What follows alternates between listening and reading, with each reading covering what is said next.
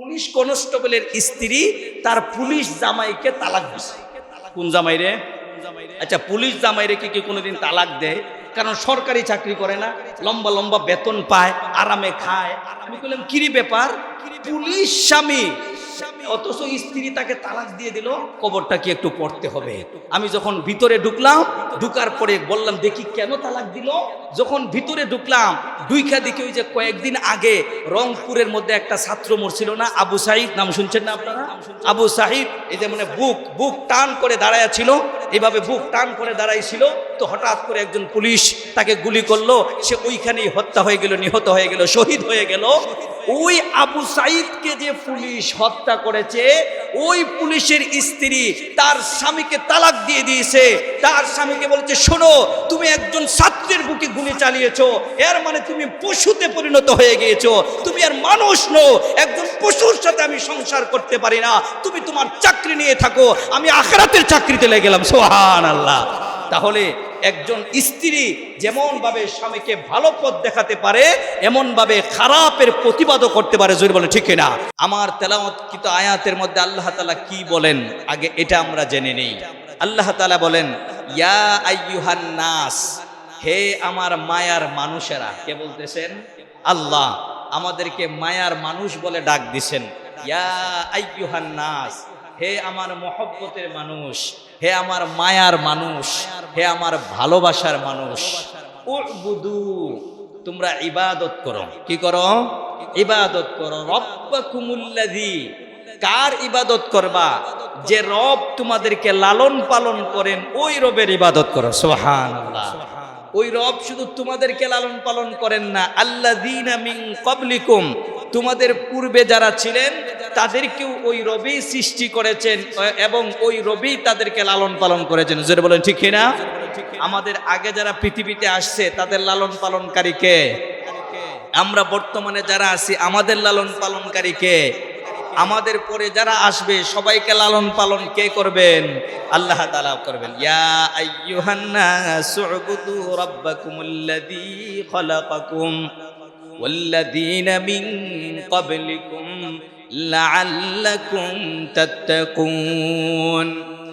আল্লাহ রাব্বুল আলামিন কোরআনুল কারীমের মাধ্যমে সমস্ত পৃথিবীর মানুষগুলোকে আহ্বান করতেছেন, ইয়া আইয়ুহান নাস, ও আমার মায়ার মানুষেরা, ও আমার মহব্বতের মানুষেরা, উবুদু রাব্বাকুমুল্লাযী খালাকাকুম, এ মায়ার মানুষেরা, এ দয়ার মানুষেরা, তোমরা ইবাদতের মধ্যে লেগে যাও। যে রব তোমাদেরকে সৃষ্টি করেছেন এবং তোমাদের আগেও যারা ছিল তাদেরকেও সৃষ্টি করেছেন এবং তাদেরকে লালন পালন করেন। এ মায়ার মানুষেরা, এ দয়ার মানুষেরা, এ মহব্বতের মানুষেরা, যেহেতু রব তোমাদেরকে লালন পালন করেন, এই জন্য রবের ইবাদত তোমরা করো। কারণ তোমাদের অভ্যাস হলো, কেউ যদি তোমাকে কোনো সহযোগিতা করে তার প্রতি তোমরা কনফিডেন্স চলে আসে, তার প্রতি দয়া চলে আসে। এ পৃথিবীর মানুষ, আমি আল্লাহ তো তোমাদেরকে কম দয়া করি নাই, আমি আল্লাহ তো তোমাদেরকে কম মায়া করি না।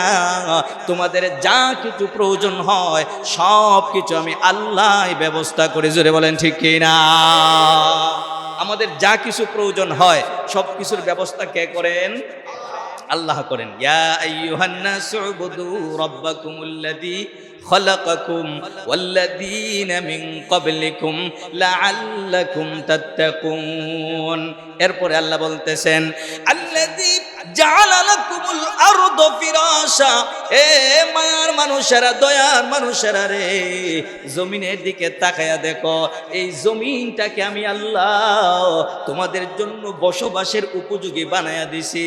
আমি আল্লাহ যদি জমিনকে পাথরের মতো বানায়া দিতাম, আমি আল্লাহ যদি জমিনকে একেবারে নরম বানায়া দিতাম, পাথরের মতো বানায়া দিলে তোমরা এই জমিনের মধ্যে চাষ করতে পারতে না। আর যদি একেবারে নরম বানায়া দিতাম, এই জমিনের উপরে তোমরা দাঁড়ায়া থাকতে পারতা না। জোরে বলেন ঠিক কি না? আল্লাযী জাআলা লাকুমুল আরদু ফিরাশা, আল্লাহ রাব্বুল আলামিন বলে সমস্ত জমিনটাকে একটা বিছানার মতো করে দিয়েছি। আমি যদি এমন করতাম এক হাত জমিন অনেক উপরে আর এক হাত জমিন অনেক নিচে, তাহলে এই জমিনের মধ্যে তোমরা চলতে পারতে না, কারণ উপরে উঠা নিচে নামা, উপরে উঠা নিচে নামা তোমাদের পক্ষে সম্ভব না। জোরে বলেন ঠিক না? জমিনটাকে যদি আল্লাহ তাআলা একেবারে লোহার মতো বানিয়ে দিতেন, তাহলে আপনার আম গাছের আম কূপ থেকে আসতো, আপনার জাম গাছের জাম কূপ থেকে আসতো। কারণ লোহার মাঝে কি কোনো কিছু হয়? পাথরের উপরে কি কোনো কিছু হয়? তাহলে পাথর যদি আল্লাহ বানাইয়া দিতেন, তাহলে আমাদের আম গাছে আম পাইতাম না, আম গাছই হতো না, আমাদের ধানের চারাই হতো না। অর্থাৎ জমিনের মধ্যে কোনো কিছুই উৎপন্ন করা সম্ভব হতো না। আর যদি জমিনের মধ্যে কোনো কিছু উৎপন্ন করা সম্ভব না হয়, তাহলে আমরা খাইতেও পারবো না, আর খাইতে যদি না পারি বাঁচতেও পারবো না। এই জন্য আল্লাহ বলে আল্লাযী জাআলা লাকুমুল আরদা ফিরাশা, এরে বান্দা জমিনটাকে যেখানে যে রকম করার আমি আল্লাহ সেখানে সেই রকম ব্যবস্থা করে দিয়েছি।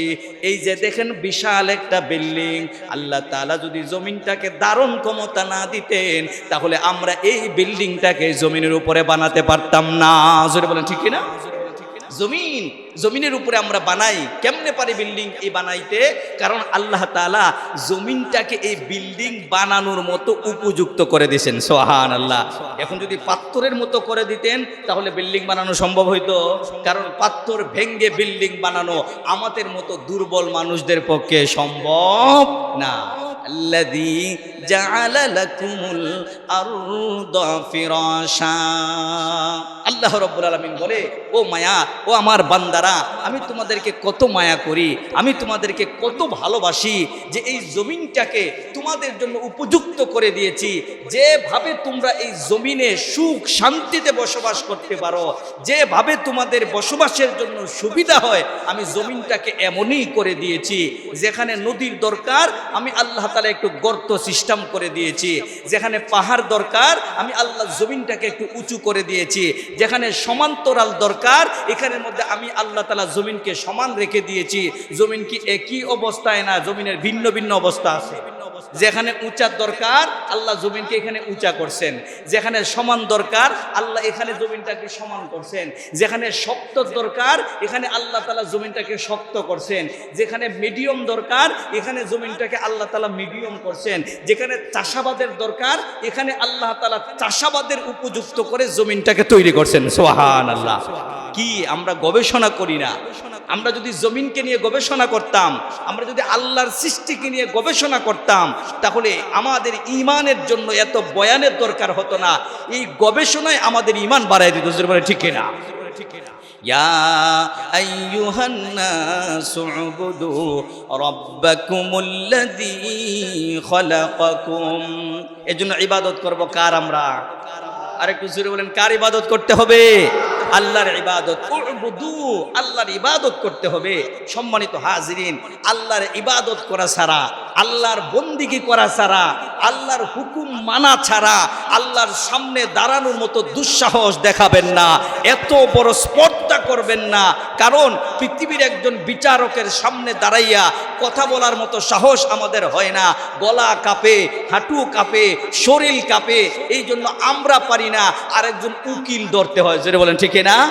আমরা আসামি যারা হয় তারা নিজেরা কথা বলতে পারে না ভয়ের কারণে, যে মহামান্য আদালতের সামনে কথা বলবো, কোন কথা ভুল হয়ে যায়, বেআইনি হয়ে যায়, এর মাধ্যমে আমার সাজা হয়ে যাবে। এই জন্য নিজেরা কথা বলে না, আরেকজন অ্যাডভোকেট ভাড়া করে, আরেকজন ব্যারিস্টার ভাড়া করে। দুনিয়ার একটা আদালতে আপনি বিচারের মুখোমুখি হলে আপনি নিজে ভয়ের কারণে কথা বলতে পারেন না, তাহলে মহান রবের আদালতের মধ্যে কেমনে জবাব দিবেন? জোরে বলে ঠিক না? ইয়া আইয়ুহান নাসু উবুদু রাব্বাকুমুল্লাযী খালাকাকুম। এই জন্য ইবাদত ছাড়া কোনো গতি নাই। বাঁচার একমাত্র পথ হলো কার ইবাদত? আল্লাহর ইবাদত। আল্লাহর ইবাদত ছাড়া কোনো গতি নাই। আপনি যেই হন না কেন, আপনি রাষ্ট্রপতি হন না কেন, আপনি প্রধানমন্ত্রী হন না কেন, আপনি এমপি হন, মন্ত্রী হন, যা কিছু হন না কেন, এই সব কিছুর মূলে থাকতে হবে আল্লাহর ইবাদত। যার মাঝে আল্লাহর ইবাদত আছে সে রাষ্ট্রপতি হইয়াও সফল, যার মধ্যে আল্লাহর ইবাদত আছে সে প্রধানমন্ত্রী হইয়াও সফল, যার মাঝে আল্লাহর ইবাদত আছে সে এমপি মন্ত্রী হইয়াও সফল, আর যার মাঝে আল্লাহর ইবাদত নাই সমস্ত পৃথিবীর মালিক হইলেও সব বিফল। জুড়ে বলে ঠিক কিনা? এই জন্য আমাদের সর্বশেষ কাজ হলো কার ইবাদত? আল্লাহর ইবাদত। ইবাদত কাকে বলে? ইবাদত বলা হয় আমি বান্দা আর আল্লাহ হলেন আমার মাবুদ, আমি গোলাম আর মালিক হলেন কে? আল্লাহ। ইবাদত বলা হয় আমি আমার কোনো মন মতো চলবো না, আমি আমার কোনো তাকাজা পূরণ করব না, আমি আমার কোনো পথ দেখানো পথে চলবো না, আমার যা কিছু করব সব কিছু আমি আল্লাহর হুকুমই করব, এটার নামই হলো ইবাদত। যদি বলেন সুবহানাল্লাহ। ইবাদত শুধু নামাজ পড়লাম আর শেষ হয়ে গেল না, ইবাদত শুধু তাসবিহ আদায় করলাম হয়ে গেল তা না, ইবাদত শুধু রমজান মাসের রোজা রাখলাম এরপরে আর খবর নাই, এগুলোর নাম শুধু ইবাদত নয়। ইবাদত হলো আমার 24 ঘন্টা সময় আমি আল্লাহর জন্য ব্যয় করছি কিনা, আমার প্রত্যেকটা কাজ আমি আল্লাহর হুকুম মতো করছি কিনা, নবীর তরিকা মতো করছি কিনা, এটার নামই হলো সব থেকে বড় ইবাদত। যেটা বলে ঠিক কিনা? আমাদের সমাজ থেকে একটা বিশাল ইবাদত হারিয়ে গেছে। আমরা শুধু নামাজটাকে ইবাদত মনে করি। আমি তো এই সমাজে চলি, রাস্তাঘাটে হাঁটা চড়া করি। হ্যাঁ, দুঃখের বিষয়, আফসোসের বিষয়, আজকে সমাজ থেকে সমাজে কেন শান্তি নাই? সমাজের মধ্যে কেন এত অশান্তি, কেন এত বিভেদ, কেন এত দাঙ্গা, কেন এত হাঙ্গামা, কেন ঘরে শান্তি নাই, কেন বাইরে শান্তি নাই, কেন দোকানে শান্তি নাই, কেন মাঠে শান্তি নাই, কেন ঘাটে শান্তি নাই, সব জায়গায় শুধু অশান্তি কেন বিরাজ করতেছে? কারণ আমরা শান্তির একটা বাণী ছেড়ে দিয়েছি। জুড়ে বলেন ঠিক কিনা? এটা কি? আসসালামু আলাইকুম ওয়া রাহমাতুল্লাহ। সুবহানাল্লাহ। আল্লাহর নবী বিশ্ব নবী মুহাম্মদুর রাসূলুল্লাহ সাল্লাল্লাহু আলাইহি সাল্লাতু ওয়াস সালাম বলেন, আফশুস সালাম, আফশুস সালাম, আফশুস সালাম, আফশুস সালাম। আল্লাহর নবী বলেন, হে সাহাবায়ে কেরাম, তোমরা সালামটাকে বিস্তার করো, বিস্তার করো। শহরের অলিতে গলিতে, গ্রামের অলিতে গলিতে, বাজারে, মাঠে, হাটে, ঘাটে, যেখানেই যেভাবে পারো সালামকে তোমরা প্রচার করো। সুবহানাল্লাহ। আজকে সালাম আমাদের থেকে বিদায় নিয়েছে, সালামের প্রভাব কমে গেছে। আজকে সালাম আমাদের সমাজে নাই, যার কারণে আমাদের সমাজের মধ্যে কি নাই ভাই? শান্তি নাই, সালাম নাই। আজকে সালাম নাই। হায় হায়, কি অবস্থা! মানুষ সালামের জন্য পাগল পারা হওয়ার কথা, মানুষ সালামের জন্য প্রতিযোগিতা করার কথা, অথচ আজ সমাজ থেকে সালাম উঠে গেছে।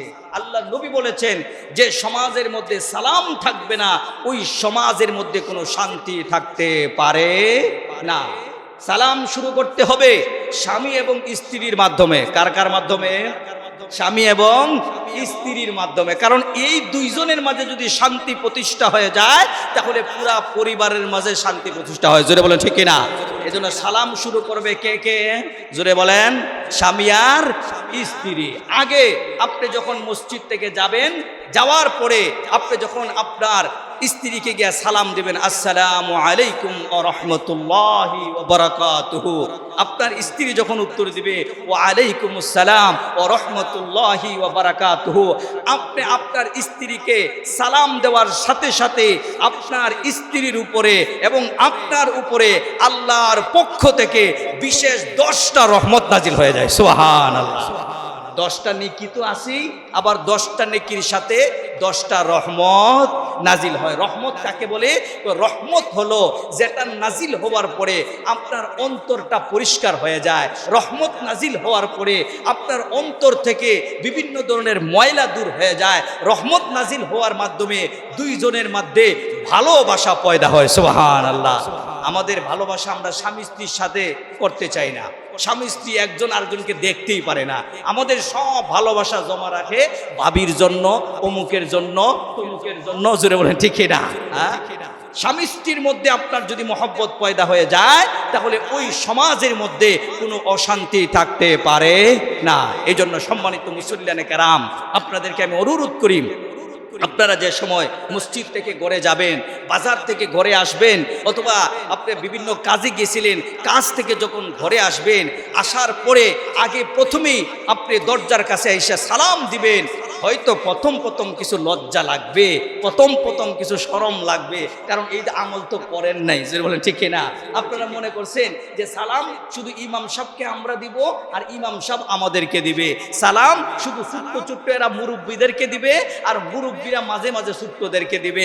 সালামটাকে আমরা এই জায়গার মধ্যে আবদ্ধ করে ফেলেছি। না, সালামের প্রচলন হলো মা তার সন্তানকে দিবে, সন্তান তার মাকে দিবে, স্বামী তার স্ত্রীকে সালাম দিবে, স্ত্রী তার স্বামীকে সালাম দিবে, ভাই তার ভাইকে সালাম দিবে, উস্তাদ তার ছাত্রকে সালাম দিবে, ছাত্র তার উস্তাদকে সালাম দিবে, নেতা তার কর্মীদেরকে সালাম দিবে, কর্মী তার নেতাকে সালাম দিবে, সমাজপতি সমাজীদেরকে সালাম দিবে এবং সমাজের লোকেরা সমাজপতিকে সালাম দিবে, দোকানদার কাস্টমারকে সালাম দিবে, কাস্টমার দোকানদারকে সালাম দিবে।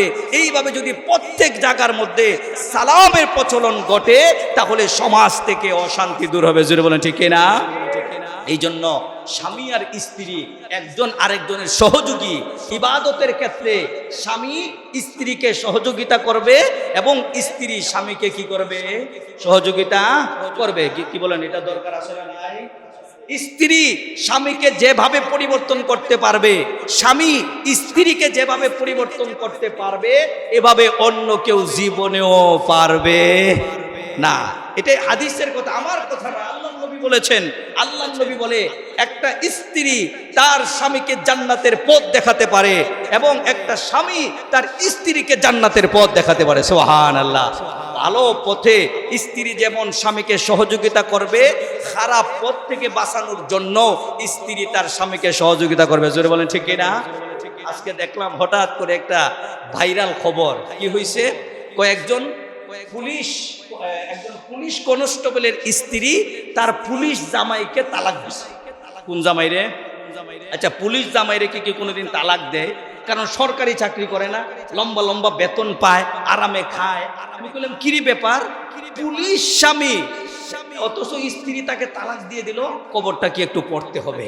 আমি যখন ভিতরে ঢুকলাম, ঢুকার পরে বললাম দেখি কেন তালাক দিল। যখন ভিতরে ঢুকলাম, দুইখা দেখি ওই যে কয়েকদিন আগে রংপুরের মধ্যে একটা ছাত্র মরছিল না, আবু সাঈদ, নাম শুনছেন না আপনারা? আবু সাঈদ, এই যে মানে বুক টান করে দাঁড়ায় ছিল, এইভাবে বুক টান করে দাঁড়াইছিল, তো হঠাৎ করে একজন পুলিশ তাকে গুলি করলো, সে ওইখানেই হত্যা হয়ে গেল, নিহত হয়ে গেল, শহীদ হয়ে গেল। ওই আবু সাঈদকে যে পুলিশ হত্যা করেছে, ওই পুলিশের স্ত্রী তার স্বামীকে তালাক দিয়ে দিয়েছে। তার স্বামীকে বলেছে, শোনো, তুমি একজন ছাত্রের বুকে গুলি চালিয়েছো, এর মানে তুমি পশুতে পরিণত হয়ে গিয়েছো, তুমি আর মানুষ নও, একজন পশুর সাথে আমি সংসার করতে পারি না, তুমি তোমার চাকরি নিয়ে থাকো, আমি আখিরাতের চাকরিতে লেগে গেলাম। সুবহানাল্লাহ। তাহলে একজন স্ত্রী যেমন ভাবে স্বামীকে ভালো পথ দেখাতে পারে, এমন ভাবে খারাপের প্রতিবাদও করতে পারে। জোরে বলে ঠিক না? আমাদের সমাজের মধ্যে যদি প্রত্যেকটা স্ত্রী, স্বামীরা যখন বিভিন্ন খারাপ কাজের মধ্যে লিপ্ত হয়, স্বামীরা যখন বিভিন্ন অন্যায় কাজের মধ্যে লিপ্ত হয়, স্ত্রীরা যদি স্ট্রাইক দিত, স্ত্রীরা যদি এমনভাবে প্রতিবাদ করত যে তুমি কোথায় থেকে এত টাকা পাইলা, তুমি কোথায় থেকে এত টাকা আনলা, এই দুর্নীতিবাজদের বিরুদ্ধে যদি এইভাবে স্ত্রীরা এইভাবে স্ট্রাইক দিত, তাহলে আমাদের সমাজ থেকে অর্ধেক অন্যায় কমে যেত। জোরে বলেন ঠিক কিনা? এই জন্য সম্মানিত হাজরিন, সম্মানিত মা বোনেরা, আমাদেরকে প্রত্যেকেই আমার স্বামীকে ভালো করার জন্য চেষ্টা করতে হবে, আমার স্বামীকে নামাজি বানানোর জন্য চেষ্টা করতে হবে, আমার স্বামীকে অন্যায় কাজ থেকে ফিরানোর জন্য চেষ্টা করতে হবে। এই দুইজনের মধ্যে যদি সন্ধি হয়ে যায় খারাপ কাজ থেকে ফিরার এবং ভালো কাজ করার, তাহলে সমাজের 50% অশান্তি দূর হয়ে যাবে। আল্লাহ কবুল করুন, সকল বলেন আমিন। তাহলে ইবাদতের মধ্যে একটা বড় ইবাদতের নাম কি ভাই? সালাম। ইবাদতের মধ্যে সবচেয়ে একটা বড় ইবাদতের নাম কি? সালাম। সালামের মাধ্যমে আপনার অন্তরের মধ্যে যদি কোনো কুটিলতা থাকে, ওই কুটিলতা দূর হয়ে যায়। আমার সাথে একজনের একটু মনোমালিন্য, অনেক দিন থেকে মনোমালিন্য, তো আমি তাকে সালাম দিয়ে যাই, সে বেচারা তো আর সালামের জবাব নেয় না। আমি কই, যতদিন পর্যন্ত তুমি সালামের জবাব না দিবা আমি তোমারে ছাড়ছি না। আমি বললাম, ছাড়বো না তোমাকে, আমি সালাম দিতেই থাকবো, তুমি যতক্ষণ না জবাব না দিছো। তো 1 বছর গেল, এই 1 বছর পর্যন্ত যেখানেই পাই সালাম দেই, সেখানে ভূত করে দেখায়। আমি কই ভূত একদিন ছুটবো, কারণ আমার নবী বলেছেন সালাম এটা শান্তির বাণী, এটা যেখানেই প্রচার হবে সেখানেই মোমের মতো গলে যাবে। সুবহানাল্লাহ।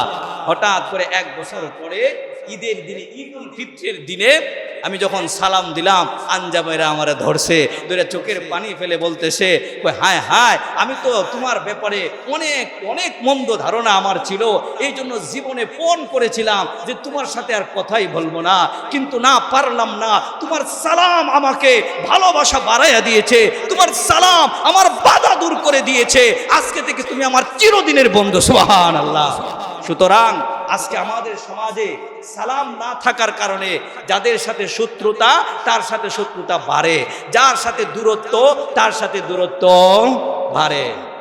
স্বামী স্ত্রী একজন আরেকজনের সাথে একটু মনোমালিন্য হয়ে গেছেন, এখন রাগ করে বার হয়ে গেছেন, গেছে গা বাজারে, এখন 1 ঘন্টা পরে আসছেন, মন চাইতেছে কথা বলতে, কিন্তু কেমনে কথা কইব, কারণ একটু আগে তো কি করছে, ঝগড়া করছে।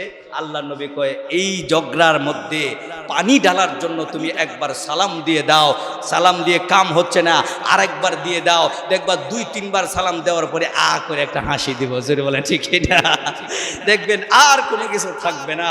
আরে বিশ্ব নবী মুহাম্মদুর রাসূলুল্লাহ সাল্লাল্লাহু আলাইহি সাল্লামের বিধানগুলো আপনি একটু টাচ করে দেখেন। আমাদেরও মাঝে মাঝে এরকম হয়, হুজুররা যে স্ত্রীদের সাথে হয় না তা না, মাঝে মাঝে একটু দ্বিমত চতুর্থ মতো হয়ে যায়, তো দেখা যায় যে কথা হচ্ছে না, তো যখন নামাজ পড়ে গেলাম গিয়ে অন্যদিন যদি সালাম আসতে দিই, এদিন একটু জোরে দিই, আসসালামু আলাইকুম ওয়া রাহমাতুল্লাহ। আরে এত জোরে সালাম কি যে একটু আগে যে কাফারা হয়েছিল এটা আদায় করলাম। সম্মানিত হাজিরিন, ইসলাম সুন্দর একটা ধর্ম, ইসলাম সুন্দর একটা ধর্ম, কিন্তু আমরা এটাকে চর্চা না করার কারণে, এটার প্রতি আমাদের মনোনিবেশ না করার কারণে এই সুন্দর ধর্মটা আজকে আমাদের কাছে বিশ্রী হয়ে গিয়েছে, আমল না করার কারণে। জোরে বলেন ঠিক কিনা? এই জন্য সালামের প্রচলন করতে হবে। স্কুলে পড়েন আপনি, কলেজে পড়েন, ইউনিভার্সিটিতে পড়েন, কোনো সমস্যা নাই, সবার জন্য সালাম। আপনি আপনার স্যারকে সালাম দেন, আপনি আপনার শিক্ষককে সালাম দেন, শিক্ষিকাকে সালাম দেন, আপনি আপনার বড়দেরকে সালাম দেন, রাস্তায় যাকেই পাবেন সবাইকে সালামের প্রচলন ঘটান।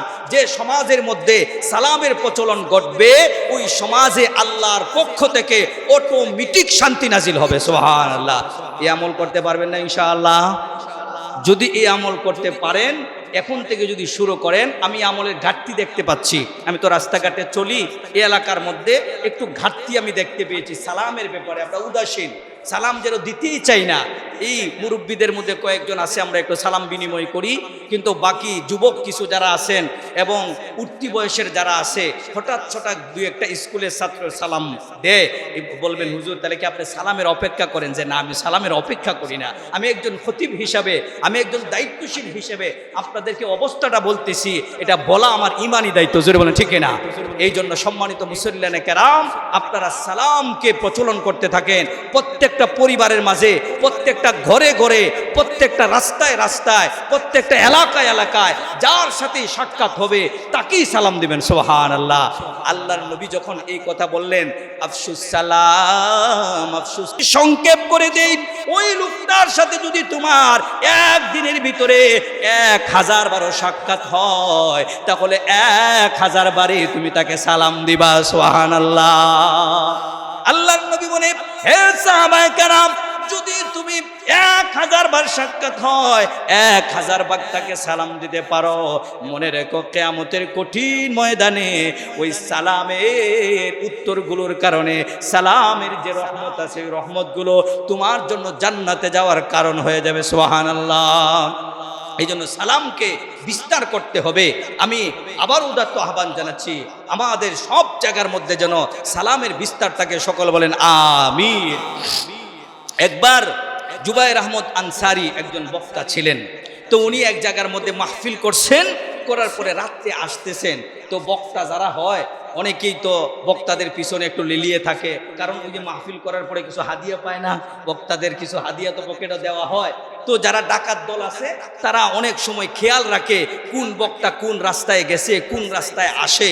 তো তো ওই ব্রাহ্মণবাড়িয়ায় যাওয়ার সময়, ওনার বাড়ি হলো ব্রাহ্মণবাড়িয়া, তো ব্রাহ্মণবাড়িয়ায় যাওয়ার সময় ভৈরবের কাছাকাছি যখন গেল, যাওয়ার পরে একদল ডাকাত সামনে তারা ব্যারিকেড দিল, হুজুরকে আটকায়া ফেললো।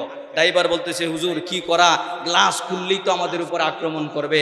ও তোমার গ্লাস করার দরকার নাই, আমি খুলতেছি। আনসারি নিজে বলছেন ঘটনাটা, আপনাদেরকে উদ্বুদ্ধ করার জন্য বলতেছি। তো আনসারি রহমতুল্লাহ আলাইহি গাড়ি থেকে বের হয়ে উনি বলেন, আসসালামু আলাইকুম রহমতুল্লাহ, সুবহানাল্লাহ বলেন। যখন আসসালামু আলাইকুম রহমতুল্লাহ দিছে, 3-4 জন ডাকাত সামনে ছিল, হুজুরও হাইসা দিছে, তারাও হাইসা দিছে। এই হাসি আল্লাহর পক্ষ থেকে, সুবহানাল্লাহ। এই হাসি আল্লাহর পক্ষ থেকে। যারা অস্ত্র শস্ত্র নিয়ে দাঁড়ায় রইছে, হুজুরের কাছ থেকে টাকা ছিনিয়ে নেবে, হুজুর বের হয়ে মুচকে হাসি দিয়া একটা সালাম দিল। ওরা আর নিজেদেরকে আটকায় রাখতে পারলো না, ওদের মুখেও হাসি ফুটে গেল। ডাকাত সর্দার যিনি ছিল, সে বলতেছে, আজকে আর ডাকাতির দরকার নাই, যে ডাকাতি উনি আমাদেরকে করছে, আমাদের হৃদয় কেড়ে নিয়েছে। সালামের প্রভাব এমন যে আপনার হৃদয় পর্যন্ত পৌঁছে যায়। সুবহানাল্লাহ। হুজুরকে আর ডাকাতি করে নাই, আলহামদুলিল্লাহ, বিনা পরিশ্রমে এখান থেকে ডাকাতের হাত থেকে বাঁচতে পারছে। কোন কারণে? আল্লামা ইউসুফ সুয়ুতি রহমতুল্লাহ আলাইহি মারা গেছেন পাকিস্তানের। উনি একটা ঘটনা বলেন, গভীর রাত হয়ে গেছে, পাকিস্তানের একটা মাহফিল করে উনি বাসায় যাইতেছিলেন, হঠাৎ করে রাস্তার মধ্যে এরকম ডাকাতরা আটকাইয়া দিল। এবার হুজুর গাড়ি থেকে বের হলেন এবং টাকাগুলো হাতে রাখলেন। টাকাগুলো হাতে, এতগুলো টাকা আমার আছে। এবার টাকাগুলো তিনি হাতে রাখলেন, গাড়ি থেকে বের হয়ে তাদেরকে সুন্দর করে একটা সালাম দিলেন এবং টাকাগুলো তাদের হাতে দিয়া বলেন, নেও, আগে দিলাম আখিরাতের শান্তি, এবার দিলাম তোমাদেরকে দুনিয়ার শান্তি। সুবহানাল্লাহ। সালাম, এটা কিসের শান্তি? আখিরাতের শান্তি। তোমরা আখিরাতে শান্তি পাইবা। আর যেহেতু তোমরা আটকাইছো, তোমরা অবশ্যই ক্ষুধার্ত, তোমাদের দরকার, দুনিয়ায় তোমাদের শান্তি দরকার, এই নেও, তোমাদেরকে দুনিয়ার শান্তির টাকাটাও দিয়ে দিলাম, এরপরে রাস্তা ছেড়ে দাও। এবার ডাকাত দলের সর্দার হুজুরের পায়ের মধ্যে পড়ে গেছে। হুজুর, একটু আগে যে আপনি আখিরাতের শান্তি দিয়েছেন, আসসালামু আলাইকুম ওয়া রাহমাতুল্লাহ বলেছেন, এই শব্দটা আমার কর্ণকুহরে না, আমার কলিজার মধ্যে আঘাত করেছে। হুজুর, আমাদের দুনিয়ার শান্তি দরকার নাই, আমরা আখিরাতের শান্তি চাই। এই সালামের শান্তি আমাদের জীবনের মধ্যে ঢুকাইয়া দেন। সুবহানাল্লাহ। এবার হুজুর তাদেরকে নিজ গাড়িতে তুলে মাদ্রাসার মধ্যে নিয়ে আসলেন, মেহমানখানার মধ্যে নিয়ে আসলেন। তাদের সঙ্গে অনেকক্ষণ কথা বলার পরে এই 4 জন ডাকাতকে এক চিল্লার জন্য তাবলিগ জামাতে পাঠাইয়া দিলেন। একটা সালামের প্রভাব কতটুকু! আর এই সালাম এখন আমাদের সমাজ থেকে উঠে গেছে। এই জন্য আপনি যদি সালামকে প্রচলন করতে পারেন, তাহলে দেখবেন স্ত্রীর সাথে ঘরের মধ্যে কোনো ধরনের অশান্তি থাকবে না, ইনশাআল্লাহ। আমাদের ছোট্ট ছোট্ট বাচ্চাদেরকেও এই শিক্ষাটা দিতে হবে। আমরা এখন শিক্ষা দেই হাই টাটা, শিক্ষা দেয় কিনা? যাওয়ার সময় এই শিক্ষাটা আমরা দিই, হাই টাটা।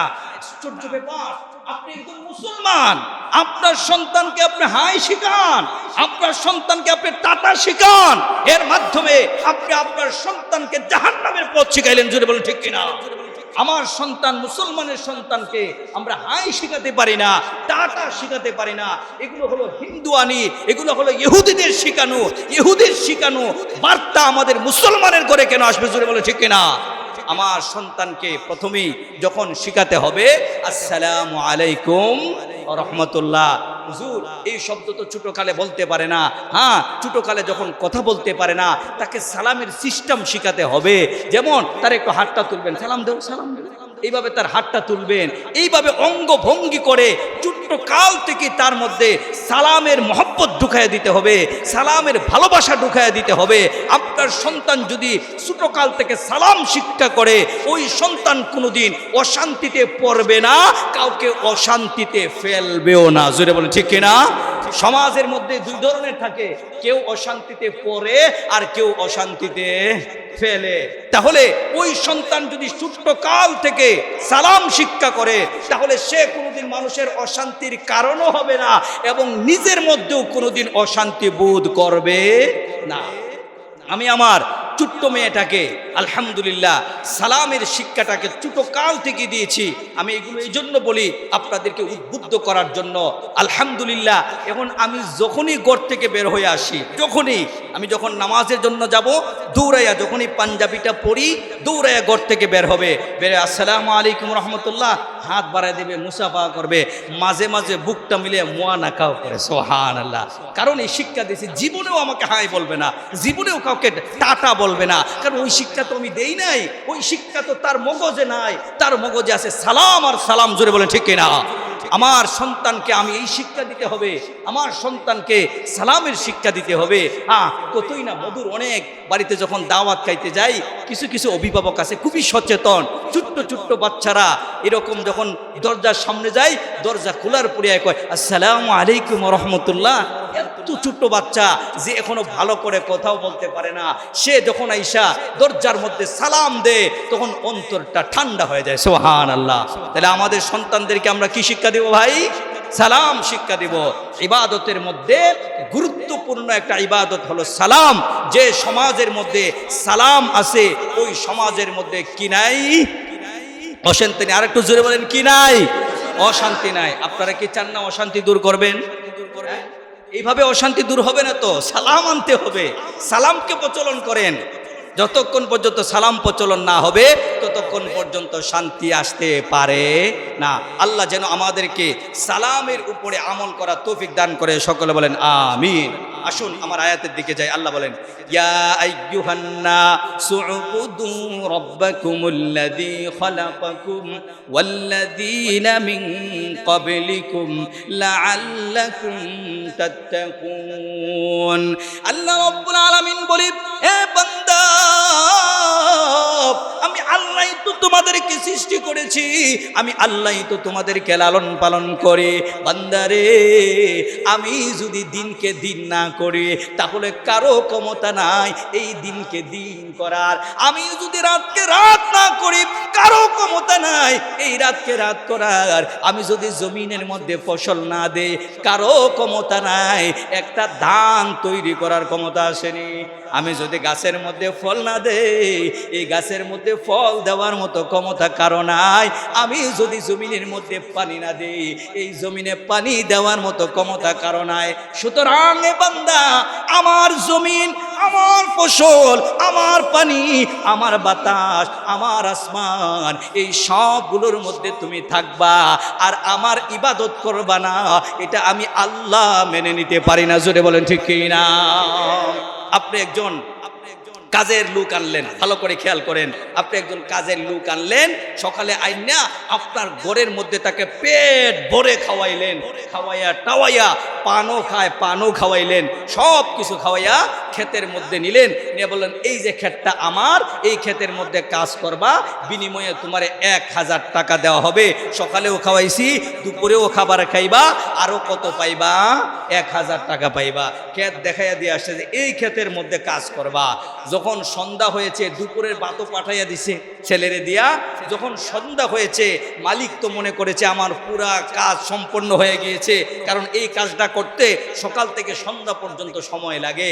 মালিক যখন সন্ধ্যার সময় গেছে, হাতে 1000 টাকা নিয়া যে ওই ব্যক্তিকে বুঝাইয়া দিবে, গিয়া দেখে না, যে ক্ষেতে কাজ করার কথা বলছিল এই ক্ষেতে কাজ করে নাই, তার শত্রুর ক্ষেতে কাজ করছে। কথা বুঝেন নাই? ক্ষেত দেখাইছিল নিজেরটা, কাজ করছে কোনটাতে? শত্রুর ক্ষেতের মধ্যে। তাহলে 1000-এর সাথে আরো 1000 পুরস্কার পাবে। কি 1000-এর সাথে আরো 1000 পুরস্কার পাবে না? না লাঠির বাড়ি?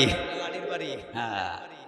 আল্লাহ রাব্বুল আলামিন বলে, বান্দা, আমার জমিনের মধ্যে তুমি থাকবা, আমার দেওয়া নিয়ামত তুমি খাইবা, আর শয়তানের গোলামি করবা, শয়তানের জমিনের মধ্যে চাষ করবা, আমার দেওয়া পানি ব্যবহার করবা, আর শয়তানের কথা মতো তুমি চলবা, শয়তানের জমিনের মধ্যে চাষ করবা, আর আমি আল্লাহর পক্ষ থেকে নিয়ামত চাইবা। ইউরজাউন, আমার কাছে আসো, আমি সুদে আসলে হিসাব নিব। জোরে বলেন ঠিক কি না? আরে ভাই, এই কমন জ্ঞানটা তো আপনার টাকার দরকার। যে মালিক আমাকে খাওয়াইলো, যে মালিক আমাকে টাকা দিল, ওই মালিকের খেতে চাষ না কইরা অন্য খেতে চাষ করলে যদি আমার উপরে বেতের বাড়ি হয়, আমার টাকা তো দিবি না, আরো আমার উপরে বেতের বাড়ি হয়। মহান রবের জমিনের মধ্যে থাইকা মহান রবের নিয়ামত খাইয়া শয়তানের অনুসরণ করবেন, শয়তানের পথে চলবেন, আল্লাহ কিন্তু ছাড়বে না। জমিন এই সব কিছু কার? আল্লাহর নিয়ামত যে খাইতেছি কে দিতেছে? আল্লাহ দিতেছি। আল্লাহর জমিনে থাকতেছি, আল্লাহর দেওয়া নিয়ামত খাইতেছি, আর আমি চাষ করতেছি শয়তানের খেতে, চাষ করতেছি ইবলিসের খেতে। কি জবাব দিবেন আল্লাহর কাছে? এই জন্য আল্লাহ বলে, ইয়া আইয়ুহান নাসু উবুদু, আরে বান্দা, সব কিছু যেহেতু আমার খাও, সব কিছু যেহেতু আমার করো, আমি না দিলে খাইতে পারবা না, আমি না দিলে চলতে পারবা না, আমি যদি না দেই বাঁচতে পারবে না। সুতরাং উবুদু, ইবাদত করো আমি আল্লাহর। আমাদের জীবন কয়টা? জীবন কয়টা? একটা জীবন। এই জীবন আর ফিরে আসবে না। সুতরাং ভাই, মনটাকে নরম করে দিয়ে কথাগুলো শুনেন, একটা জীবনকে মূল্যায়ন করেন। এই জীবন যদি ধ্বংস হয়ে যায়, এই জীবন যদি বিপদগামী হয়ে যায়, তাহলে আর কখনো জীবন ফিরে পাওয়া যাবে না। একটু নিজেকে নরম করেন। একটা মাত্র জিন্দেগি, কোন পথে চলতেছি আমরা? আমার পথ কোনটা? এই পথ যদি জাহান্নামের পথ হয়ে যায়, তাহলে আমার তো দুইটা জীবন না, যে একটা পথ জাহান্নামী হয়ে গেছে, একটা জীবন জাহান্নামী হয়ে গেছে, আরেকটা জীবন আমি জান্নাতি করে ফেলবো, এরকম সুযোগ কি আছে? জীবন তো মাত্র একটা। সুতরাং আমার একটা জীবন যদি জাহান্নামী হয়ে যায়, তাহলে আমার কেউ বাঁচাতে পারবে না, আমার জাহান্নাম আমাকেই ভোগ করতে হবে। এই জন্য সম্মানিত মুসল্লিয়ানে কেরাম, নিজেদেরকে পরিবর্তন করেন, নিজেদের মত পরিবর্তন করেন, নিজেদের পথ পরিবর্তন করেন, একটা জীবনকে মূল্যায়ন করেন। কারণ এই জীবন যদি ধ্বংস হয়ে যায়, আর জীবন পাবেন না। আল্লাহ বলে, আমি একবারই সুযোগ দিয়েছি তোমাকে। কিয়ামতের কঠিন ময়দানে মানুষ আবার গিয়ে বলবে আল্লাহর কাছে, কি বলবে জানেন? রব্বুল আলামিন আমাকে আগে সময় দিয়েছিলেন, আমি বুঝতে পারি নাই। আল্লাহ গো, আমাকে আবার একটা বারের জন্য সুযোগ দিয়া দেন। আল্লাহ বলবে, না না, কাল্লা কাল্লা। আল্লাহ বলবে, না না, আর কষ্টিম কালেও হবে না। জীবন তোমার একটাই, এবং পৃথিবীতে পাঠাইছি একবারেই, দ্বিতীয়বার আর পাঠানো হবে না। এই জন্য দ্বিতীয়বার আর সুযোগ পাবেন না। চোখ বুঝার আগে আগে নিজেদেরকে পরিবর্তন করেন, আল্লাহর ইবাদতের মধ্যে লাগেন, ছাড়েন দুনিয়ার যত গান্দা পোশাকি আছে, এইগুলা কিছুই না। দুনিয়ার যত পোশাক গান্দা আছে, দুনিয়ার যত খারাপ জিনিস আছে, আপনাকে খারাপ বানাবে, আপনার দেহটাকে খারাপ বানাবে, আপনার হৃদয়টাকে খারাপ বানাবে, আপনার 3.5 হাত বডিটাকে খারাপ বানাবে। এক সময় আপনাকে জাহান্নামের মধ্যে নিক্ষেপ করে সারবে। জোরে বলেন ঠিক কিনা? এই জন্য সবাই আসেন, ফিরে আসেন, আল্লাহর দিকে ফিরে আসেন। সবাই হাতে হাত রেখে আল্লাহর ঘর মসজিদের মধ্যে সেজদায় পড়েন, সব কিছু ছাড়েন। এর প্রতিতে যা কিছু করছেন, যত গুনাহ করছেন, আল্লাহর কাছে আজকেই তওবা করেন যে আল্লাহ, আমি নামাজ ছাড়ছি, আমি রোজা ছাড়ছি, আমি গুনাহ করছি, আমি মিথ্যা বলছি, আজকেই তওবা করলাম। তওবার জন্য সময় নির্ধারণ না, এখনই তওবা করতে হবে। জোরে বলেন ঠিক কিনা? রাজি আছো তো ইনশাআল্লাহ? আল্লাহ যেন আমাদেরকে বিপদ থেকে সুপথে নিয়ে আসেন। আল্লাহ যেন আমাদের এই একটা মাত্র জিন্দিগিকে উবুদু রাব্বাকুম, আল্লাহর ইবাদতের মধ্যে কাটানোর তৌফিক দান করেন। আল্লাহ এই আমলগুলো যেন আমাদেরকে বেশি বেশি করে করার এবং সালামকে এই সমাজের মধ্যে প্রচলন করার তৌফিক দান করেন। ওয়া আখির দাওয়ানা আনিল হামদুলিল্লাহি রাব্বিল আলামিন।